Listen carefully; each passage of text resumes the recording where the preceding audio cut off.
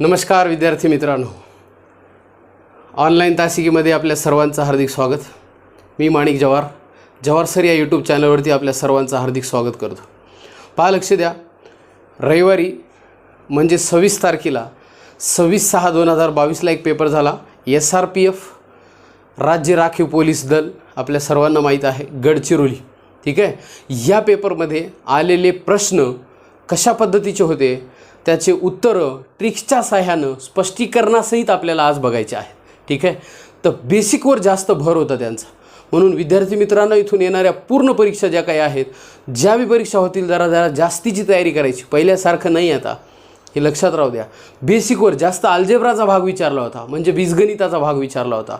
मग या बीजगणितामध्ये बैजिक राशींची बेरीज, वजाबाकी, गुणाकार, भागाकार, अवयवपाडा, वर्ग समीकरण असे प्रश्न आले होते। तुम्हाला आज कळतीलच, मी ते प्रश्न समजून सांगणार आहे, पण जर नाहीच कळाले त्याच्यानंतर लगेच आपला दुसरा एक व्हिडिओ येणार आहे, त्यामध्ये सर्व बैजिक राशींची बेरीज, वजाबाकी, गुणाकार, भागाकार अतिशय सोप्या पद्धतीने मी शिकवलेला असेल।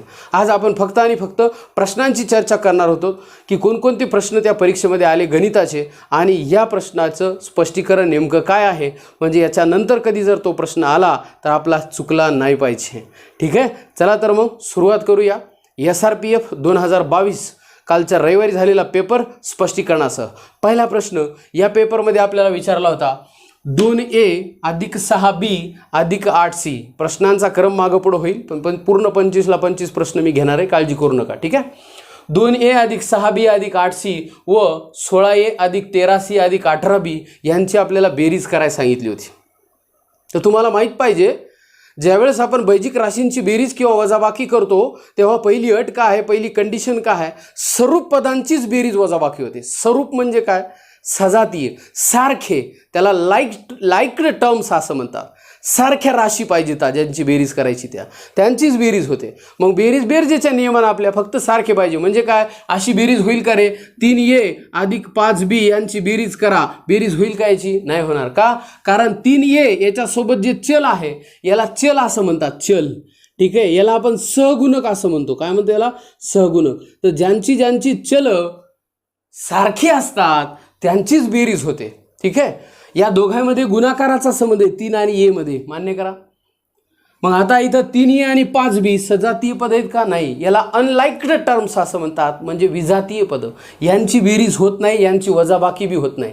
मग बेरीज होण्यासाठी पद कशी पाहिजे, सजातीय पाहिजे, आणि या ठिकाणी सजातीय पदांच्या जोड्या आपल्याला जुळवायच्या, त्यांचीच आपल्याला बेरीज करायची, म्हणजे उत्तर तुमचं बरोबर येईल। ठीक आहे, तर पहा नेमकं या प्रश्नाचं उत्तर काय आहे। पहा, आता यांची बेरीज आपल्याला करायची, डायरेक्ट सांगतो पहिल्यांदा, डायरेक्ट पहा, लक्ष द्या, 2A आणि इथं आहे 16A यांची बेरीज तुम्हाला नाही याला काय झालं रे, 16 आणि 2 18A प्लस इथं आहे 6B आणि इथं आहे 18B, 18 आणि 6 किती होतात सांगा, 24B, बरोबर आहे का। पहा, बेरीज करायची, बीची बी सोबतच होईल, 6B + 18B plus 8C + 13C। आता 8 आणि 13 किती होतात तुम्ही सांगा पटकन, 13 7 20 आणि 1 21, म्हणजे 21C। यायला लक्षात बघा, पर्यायमध्ये असं आहे का, असं नसेल तर त्यानं मुद्दामून इथं चेंज केला असेल। मला तुम्ही सांगा, 5 + 5 + 5 15 होतात, आणि किंवा मग 5 + 7 12 होतात, आणि 7 आणि 5 बी 12 होतात। याला मी मागं पुढं लिहू शकतो, पर्यायामध्ये असं नसेल तर असं असेल, 18A + 21C + 24B। त्याला पहा पेपर, राईट सर, म्हणून तुमचं आन्सर काय असेल या प्रश्नाचं, 18A + 21C + 24B, किंवा 18A 24B + 21C। काय केलं बरं मी, स्वरूप पदांची बेरीज केली, सारख्या पदांची बेरीज करायची। तसं लक्षात येत नसेल तर आडवी मांडणी पाहायची, तर पहा तसं काही अडचण नाही।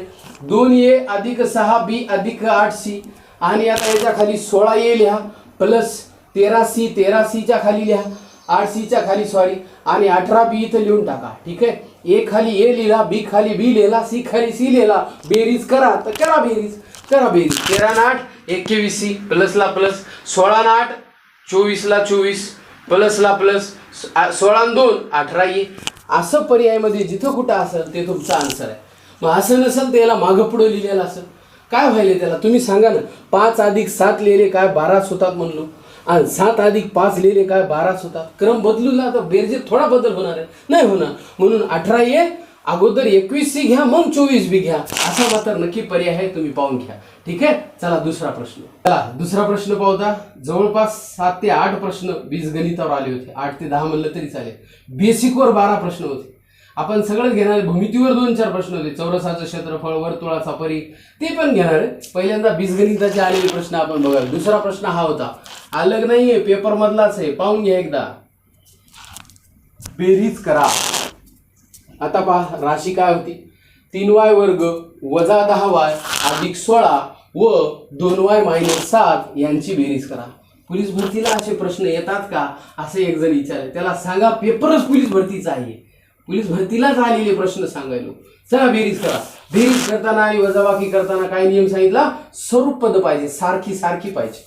मला सांगा या 3y वर्ग मी जर असा लिहिला, मायनस 10y लिहिलं, अधिक 16 लिहिले.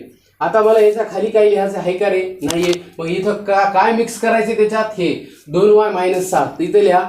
हे 2y कोणते आहेत, अधिक 2y आहेत, काहीच साईन नाही म्हणजे प्लस आहे तिथं. हे कोणते 7 आहेत, मायनस 7 आहे. 7 इथं लिहिले. हा कॉन्स्टंट आहे, हा स्थिरांक आहे, बरोबर आहे का. या ठिकाणी 10y आणि 2y ही एक राशी आहे.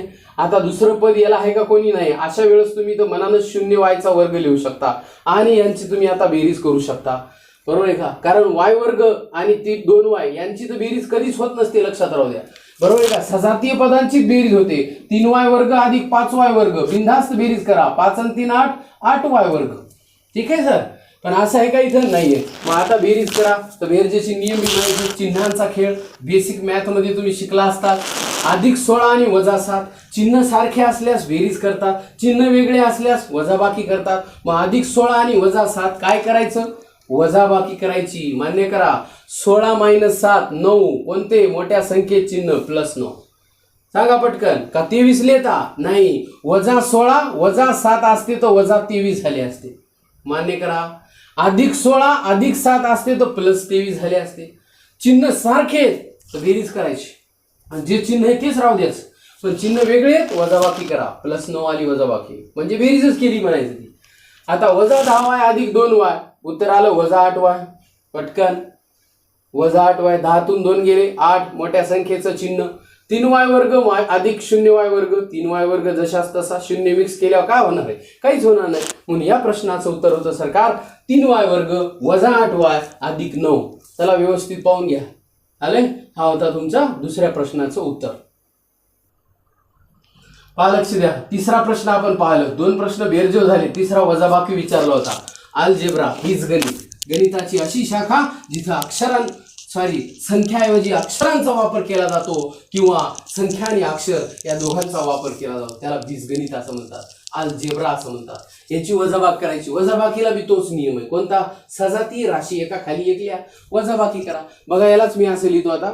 4xy जसे तसे वजा 9z ही एक राशी होती आणि या राशीमधून तुम्हाला वजा करायचं होतं मायनस. काय वजा करायचंय, 3xy वजा 16z वजा करायची होती. ठीक आहे. जशाच तसं लिहिलं, फक्त या वजा बाकीचा जो वजा आहे तुम्ही या दोघांच्या मधात लिहिला. याचा अर्थ होते, समजा हे जर 20 मानले आणि याला 10 मानलं तर 20 मायनस 10 असं केलं थोडक्यात. मायनसचं चिन्ह दिले मधात. आता बघा 4xy जशाच तसे मायनस 9z जशाच तसे, हे वजाबाकीचं चिन्ह लय घोळ करते. हे कंसाला गुणिले हे तुम्हाला माहित पाहिजे. मग कंस मायनसचं चिन्ह जेव्हा कंसातल्या संख्येला तुम्ही गुणता तेव्हा त्या कंसातल्या संख्यांचं जे बी किंवा राशींचं चिन्ह आहे ते टोटल बदलून जाते. आता हे 3 अधिक आहेत ना, सध्या 3 अधिक आहेत, या वजानं गुणल्यावर ते वजा 3xy होता. मान्य करा. वजा गुणिले, माहितीये का नियम आपल्याला, वजा गुणिले अधिक बरोबर वजा, बरोबर आहे गजा. वजा गुणिले अधिक बरोबर वजा, म्हणून वजा 3xy झाले. आता या वजानं वजाला गुणलं तर वजा वजा अधिक होते. हे तर लहानपणापासून नियम शिकायला आपण. वजा गुणिले वजा बरोबर अधिक, वजा वजा अधिक होते. मग इथं तेच करायचं होतं, वजा वजा अधिक. अधिक काय झालं, 16z. आता संपला कार्यक्रम. या मायनसच्या चिन्हानं तुम्ही कंसातल्या संख्यांना गुणलेले, त्या राशींना त्या पदांना तुम्ही गुणलेले. आता वजाबाकी करा. 4xy मधून 3xy गेले, सारख्या पदांची. पटकन करा किंवा मला लिहावं लागेल मग जवळ लिहून दाखवू का, मला वाटेल सोपं आहे, काही गरज नाही. 4xy मधून 3xy गेले तर xy राहिले. एक एक्स वाय राहील. मग याचा सहगुणक काय नाही म्हणजे एक असते, एक एक्स वाय राहील. हे वजा 9 झड आणि अधिक 16 झड आहे. बघा अधिक 16 आहेत, वजा 9 आहे. झडचा काय ताण घेऊ नका, ते चल आहे. बरोबर आहे. चल काय असते त्याला इंग्लिशमध्ये व्हेरिएबल्स म्हणतात. व्हेरी VARY याचा अर्थ होतो चेंज. चेंज म्हणजे बदल. त्याची किंमत कधीच सारखी नसते. बरोबर आहे का नाही. त्याची किंमत नेहमी बदलत जाते. नेमकी काय माहित नाही. कॉन्स्टंट म्हणजे काय, त्याची जी किंमत आहे तीच धरणं. आलं लक्षात. असू दे, त्या चलाची माहिती सांगू लागलो. झड म्हणजे काय, काही जणांना 92 दिसायची नाही ते नाही. तर 9 झड आहे तर पण -9 झड आहेत आणि अधिक 16 आहे. तर तुम्ही सांगा -9 आणि अधिक 16 किती होता. तुम्हाला आताच सांगितलं की रे चिन्ह सारखे नसतील वजाबाकी करावी. करा वजा. 16तून 9 गेले, 7 राहिले. मोठी संख्या कोणती आहे, 16 + 7. झड जशास तसं चल.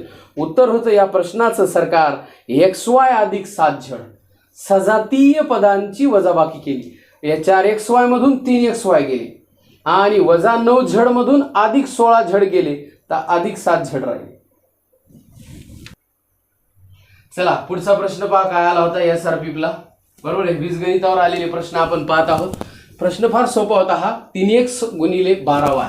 याचा अर्थ 3x याचा गुणाकार 12xy सोबत करायचा होता. सॉरी नुसते y दिसायले 12y. मग काय लय सोपं आहे. गुणाकार 12 त्रिक 36 आणि x गुणिले y काय होते रे xy. बरोबर आहे xy.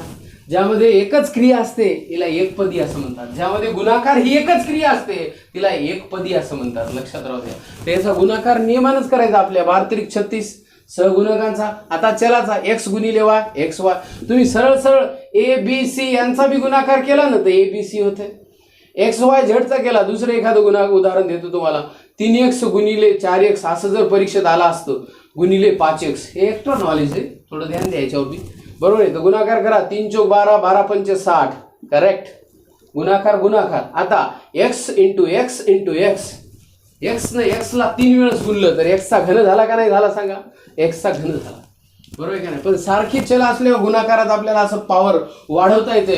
परंतु इथे x आणि y होतं म्हणून xy लिहिलं. म्हणून या प्रश्नाचं उत्तर होतं 12 त्रिक 36 x गुणिले y xy म्हणून 36xy. बघा पर्याय कुठे आहेत. चला पुढचा प्रश्न काय होता ते पहा. याला एक सामायिक समीकरण म्हणतात.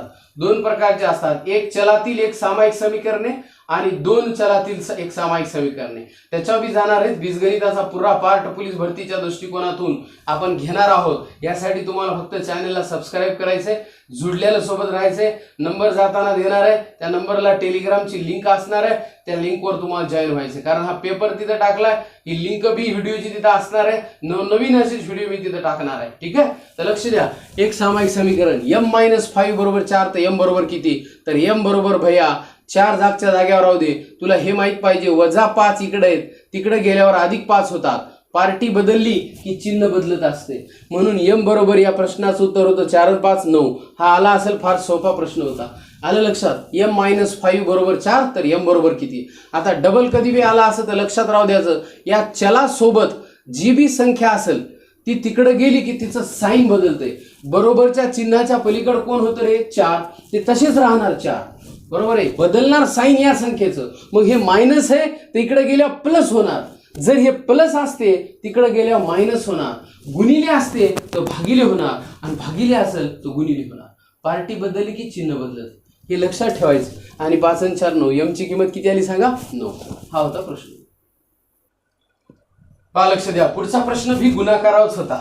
बैजिक राशींचा गुणाकार. पहा इथं गुणाकारात फक्त मायनसचे साईन होते. -3x² गुणिले -4xy या 2 राशींचा आपल्याला गुणाकार करायला सांगितला होता. आता पहिल्यांदा टेन्शन घ्यायचं नाही. काय करायचं. संख्यांचा संख्येसोबत गुणाकार करायचा. हे पहा -3 × -4 -3 गुणिले -4 तर सरळ सरळ आहे की रे 3 चौक 12 3 चौक 12 आणि वजा अधिक होते म्हणून +12 वजा अधिक होते. कोणत्याही ऋण संख्येचा वर्ग धन असतो का. कारण ऋण संख्येनं ऋण संख्येला गुणल्या उत्तर धन येणार असते. तेच आहे. मग वजा अधिक झालं. 3 चौक 12 झाले. आता चलासोबत करा. x चा वर्ग गुणिले x. x चा वर्ग गुणिले x म्हणजे काय. एक्सचा वर्ग म्हणजे एक्स इथं 2 वेळा आहे तर एक्स गुणिला एक्स आणि इथला 1 वेळा म्हणजे एकूण 3 वेळा झाले तर एक्सचा हा कितवा घात झाला? तिसरा घात. म्हणून एक्सचा वर्ग गुणिले एक्स म्हणजे एक्सचा घन आणि वायला कोणी सोबत नाही इकडं मग वाय जशाच तसं म्हणून याचं उत्तर होतं 12x घन वाय. गुणाकार लक्षात आला का पहा 12x घन वाय. ठीक आहे. चला असाच एक दुसरा प्रश्न आलता सोपा आहे गुणाकार पहा काही अडचण असेल तर विचारा फास्ट नसेल तर दुसरा एक प्रश्न आहे ते पहा साईड चेंजवर क्वेश्चन होता. हे पहा इथला वापस इथं लिहितो 4x अधिक 1/2 बरोबर 9/2 तर x बरोबर किती? एक सामायिक समीकरण आहे बरोबर का नाही. जेव्हा बी मधात असं बरोबरचं चिन्ह आलं समजायचं ते एक सामायिक समीकरण आहे बरोबर. एकच चल आलं पुन्हा एक चलातील एक सामायिक समीकरण आहे बरोबर किंवा काही जण त्याला एक रेषीय म्हणतात म्हणा काय म्हणायचं. 4x बरोबर 9/2 दोन बाजू आहे तिथं उजवी बाजू ही आहे ही डावी बाजू आहे बरोबर आहे. तर बरोबरच्या चिन्हाच्या पलीकडची संख्या जशाच तशी ठेवली. चला सोबत जे कोणी आहे हे याला तिकडे घेऊन चला. हे अधिक 1/2 आहे तिकडे गेल्यावर पलीकडे गेल्यावर काय होती अधिक 1/2 तिकडे गेले तर -1/2 होती. फक्त चिन्ह बदलते बाकी काय नाही. जे प्लस आहे ते मायनस होते आता सांगितलं मी जे मायनस आहे ते प्लस होते पण हे प्लस होतं मायनस झालं. मग 4x बरोबर 9 मधून 1 गेला 8/2 असं का केलं बा. अपूर्णांकाची वजाबाकी नियम माहित पाहिजे. छेद कसा आहे समान आहे समान छेद असल्यास वजाबाकी करताना डायरेक्ट अंशांशाची वजाबाकी करा. 9 मधून 1 गेला 8 छेद जशाच होता भागाकार करा. आता 2 1 2 2 चौक 8 किती आले सांगा 4 म्हणजेच 4x बरोबर 4 येतं तर x बरोबर 4/4 म्हणजे किती रे 1. हे गुणाकारात इथं कोणता संबंध असतो गुणाकार. 4 गुणिले x आहेत तर जे गुणिले आहेत ते भागिले गेले 4 न 4 ला भागलं तर उत्तर काय आलं रे 1. म्हणून या प्रश्नाचं उत्तर काय होतं सांगा 1. चला मागच्या 17 मिनिटापासून आपण पाहिलो जितके प्रश्न पाहिले ते सगळे एकाच पेपरात आले होते. हे सुद्धा त्याच्यातच आलाय. पुढचा प्रश्न घ्या. 4 कंसात x अधिक 12 बरोबर 8 तर x बरोबर किती? चला 4 नेला गुन्हा पहिल्यासारखं राहील नाही. भारताचे पंतप्रधान कोण आहेत आणि राष्ट्रपती कोण आहेत असे प्रश्न याले जातात गणिताला बी. आलं लक्षात तर जरा नीट. 4 न गुन्हा 4x अधिक 12 चौक 48 बरोबर 8. 4x अधिक 48 बरोबर 8. तर आता 4x बरोबर 8 जाग्यावर राहतात तुम्हाला माहिती आहे बरोबरच्या तिकडंच आहे. पार्टी बदलल्यावर चिन्ह बदलतंय. याला न्यायचं आहे तिकडं अधिक 48 इकडं आले वजा 48 बरोबर आहे. मग 4x बरोबर 8 मायनस 48 हे अधिक 48 वजा झाले. मग 4x बरोबर 8 मधून 48 जातात का बुवा नाही जात. मग तू 48 मधून 8 वजा कर काही विषय नाही त्याचा उत्तर आला असेल 40. मात्र मोठी संख्या कोणती आहे मायनस म्हणून -40. लहान संख्येतून जेव्हा आपण मोठी संख्या वजा करतो तेव्हा उत्तर ऋण येते हे माहीत असायला पाहिजे. जर 48 मधून 8 गेले असते इकडं 48 असते ना असे 8 तर 40 आला असतं पण 8 मधून 48 गेल्यावर -40 येते रे -40 येते. ठीक आहे. म्हणून 4x बरोबर -40 तर x बरोबर 4 10 40 उत्तर किती आलं सांगा x बरोबर -10. चला पहा जवळपास आपण 9 प्रश्नांचा अभ्यास केला. हे 9ला 9 प्रश्न बीजगणितावर आधारित होते आणि हे 9 प्रश्न SRPFला आले होते बरोबर आहे. आले ना आले एकसारखेच आले बरोबर आहे का नाही. तर याची भी तयारी आपल्याला करायची हे लक्षात असू द्या. असं जमणार नाही आता पोलीस भरतीला हे येतंय का नाही असे प्रश्न दरिद्री विचारणं बंद करायचे. प्रॉपर अभ्यास करायचा. 4 विषयाचा ग्राउंड आधी पाहिजे होतं आलं ग्राउंड आधी. बघू आता काय तीर मारतो आपण तर याले लक्षात. तर लेखीची तयारी भी तितकीच महत्त्वाची आता बी जितकी पहिली होती. काय सांगता असं आलं जसं महापोर्टल मधात आलं होतं बरेच पोरं म्हणजे लय अभ्यास होता. महापोर्टलचा सगळे प्रश्न बेसिकवर होते.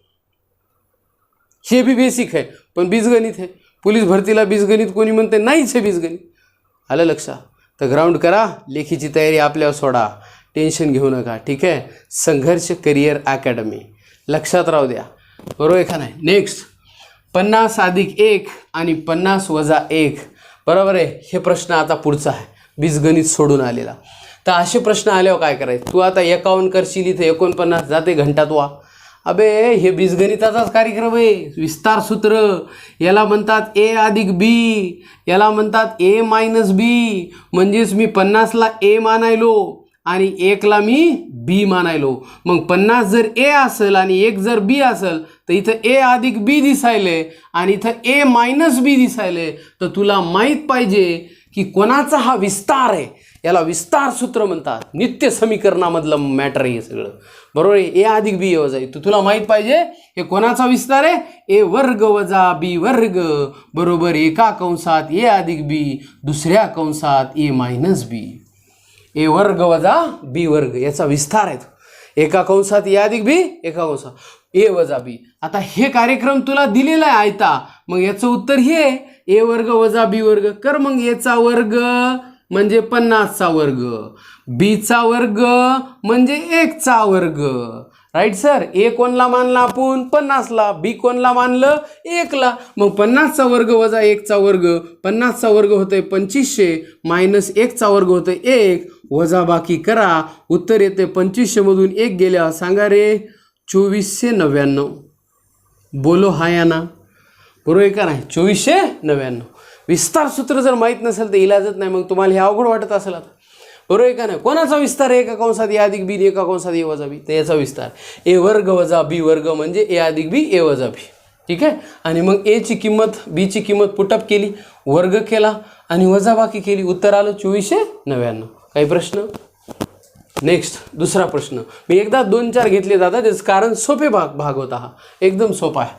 तर -96ला म्हणून भागायचे म्हणून 16ने भागायचे. तर भागा की मग त्याला किती वेळ लागायले. -96 भागिले 16 16 सखी 96 6 आले. मायनसचं चिन्ह जशास तसं ऋण म्हणून उत्तर -6.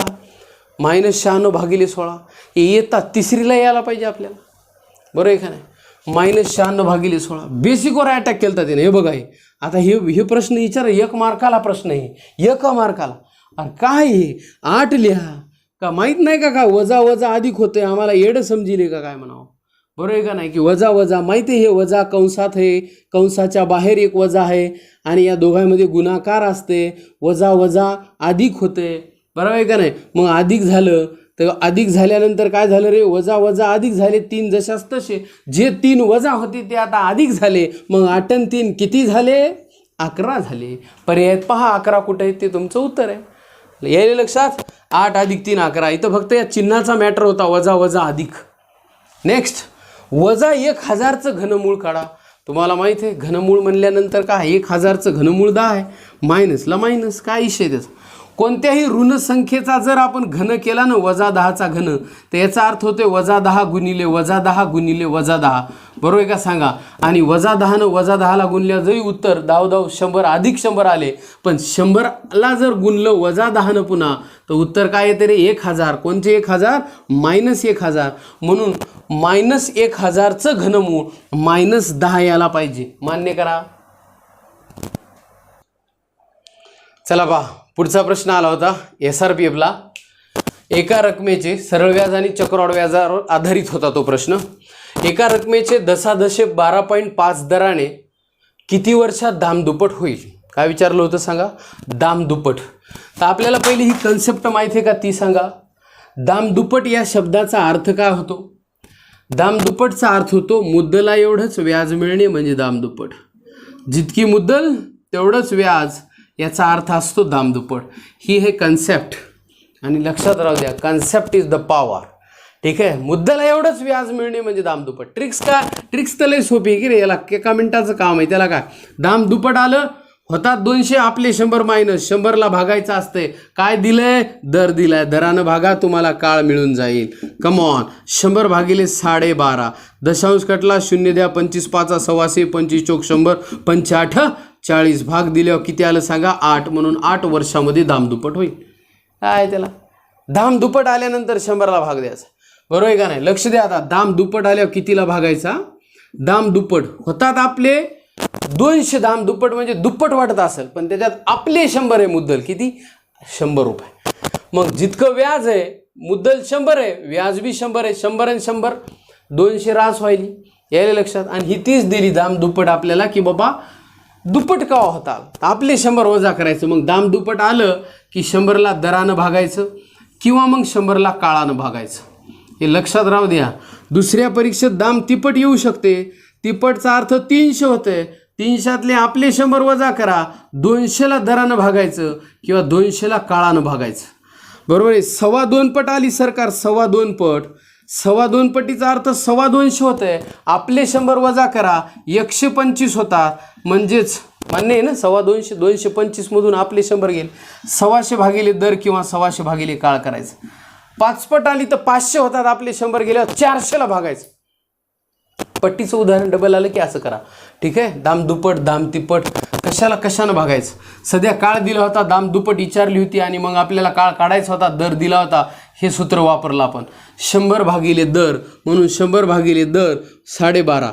दशांश कटला, वरी शून्य दिला. 25चा पाडा म्हणला. 25 पाचा 125, 25 चोक 100 शून्य. 40ला भाग दिला आता 5 न, 5 40. म्हणजेच एका रकमेची 12.5% दराने किती वर्षात दाम दुप्पट होईल, तर 8 वर्षात दाम दुप्पट होईल. पुढचा प्रश्न आला होता भूमितीवर. पहा काय प्रश्न होता, तर चौरसावर आधारित क्वेश्चन होता. एका चौरसाचं क्षेत्रफळ 1225 चौरस सेमी आहे, तर त्याच्या बाजूची लांबी काढा.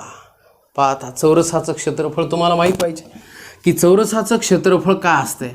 चौरसाचे क्षेत्रफळ बरोबर बाजूचा वर्ग, हे सर्वांना सूत्र माहीत आहे. बरोबर आहे. बाजूचा काय वर्ग. मग आपल्याला चौरसाचं क्षेत्रफळ दिलंय, तर 1225 मी क्षेत्रफळ लिहिलो, बरोबर बाजूचा वर्ग जशास तसा ठेवायलो. मग आता बाजूचा वर्ग बरोबर 1225 आहे, तर बाजू बरोबर काय असेल भाई, बरोबर आहे. याचं वर्गमूळ काढायचं आणि वर्गमूळ याचं फार सोपं आहे. 25चं वर्गमूळ किती आहे, 5. आणि या 12च्या अलीकडची वर्गसंख्या कोणती आहे, 9. 9चं वर्गमूळ 3. म्हणजेच बाजू किती आली सांगा, 35. याचा अर्थ 1225चं वर्गमूळ काय आहे सांगा ना पटकन, 35 आहे.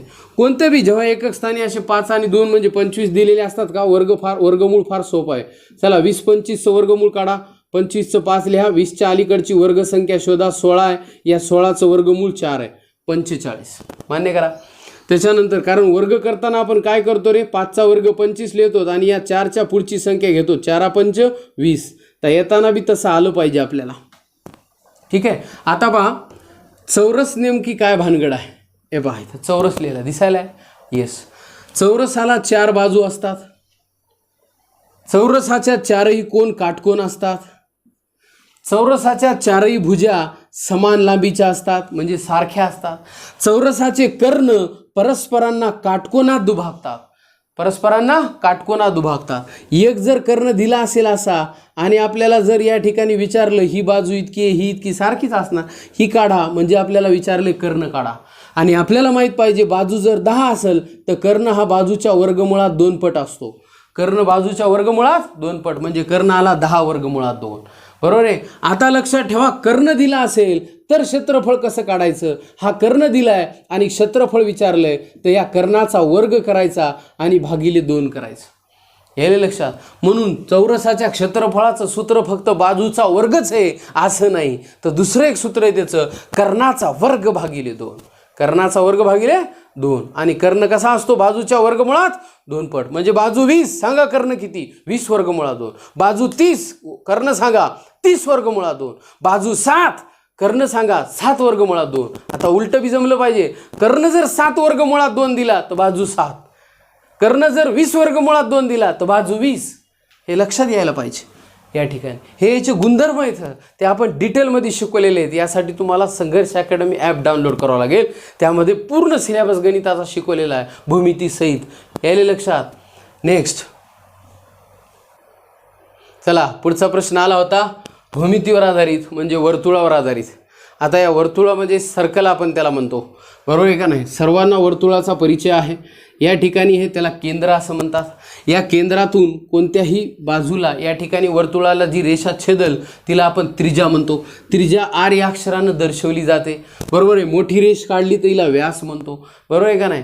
जो की वर्तुळ केंद्रातून गेलेला असतो. जर वर्तुळ केंद्रातून नाही गेला त्याला जीवा असं म्हणतात.